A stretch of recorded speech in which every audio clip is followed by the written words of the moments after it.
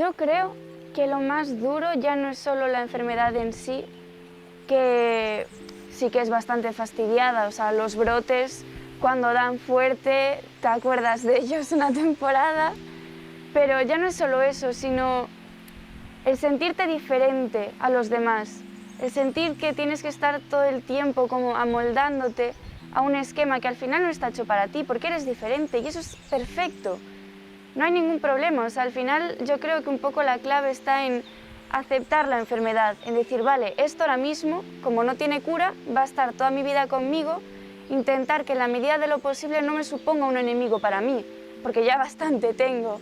Entonces, aceptarlo como parte de tu biología y vivir a partir de ahí. Y aceptar, pues eso, que es parte de ti, y quien no esté de acuerdo, quien le moleste, quien te diga, jo, es que eres una aburrida, ¿por qué no sales por las noches? ¿Por qué no bebes? ¿Por qué no tal? Problema suyo y ya está. Lo importante es estar uno bien en todos los sentidos. Tema de hacer planes, que no puedes. Vamos a una piscina, hay un baño cerca. Vamos a la playa, ¿dónde está el bar más cerca? Viajes en coche es como algo inviable, porque no, claro, tengo que parar, es como otra vez. Entonces es muy complicado. Yo creo que fue lo más difícil, el habituarte a tener que cambiar los planes, siempre, o tener todo como muchísimo más organizado. Pues para mí, en este caso, lo más duro de padecer la enfermedad que padezco es eso, los altibajos, que un día quieres comerte el mundo y no puedes.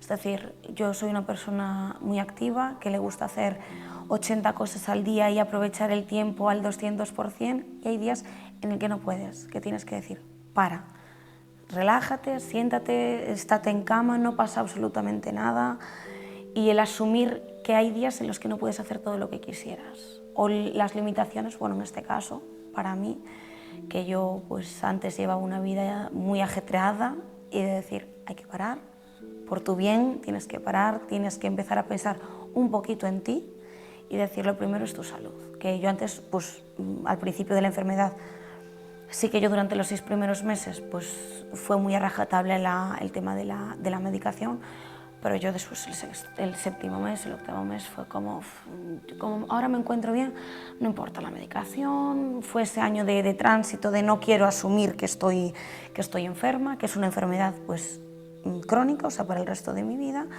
y fue lo que, en este caso, pues lo más duro fue eso, el parar, frenar y decir, piensa en ti, o sea, haz algo porque estés bien y no quieras seguir con un ritmo de vida que el cual no puedes.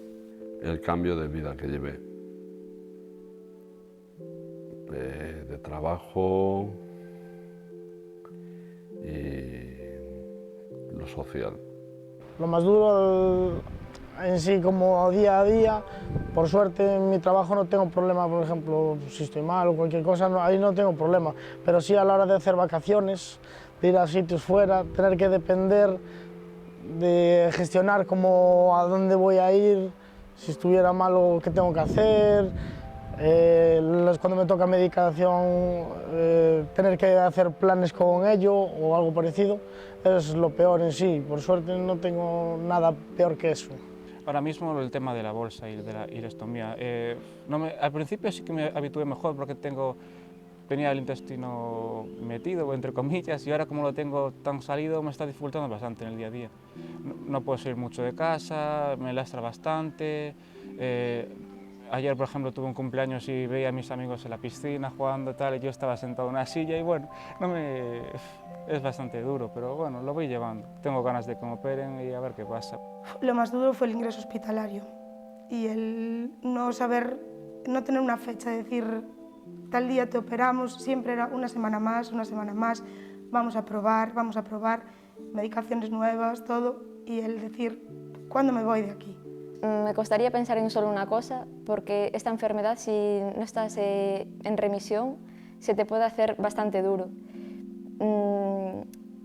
Creo que lo más duro es el factor emocional, porque que te afecte psicológicamente es muy difícil de llevar.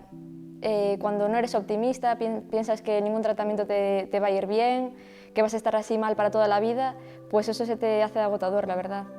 Yo en mi caso tuve que pasar por una depresión, que estaba fatal, tirada en cama, que no me apetecía salir, y por eso creo que deberíamos tener más ayuda psicológica, sobre todo.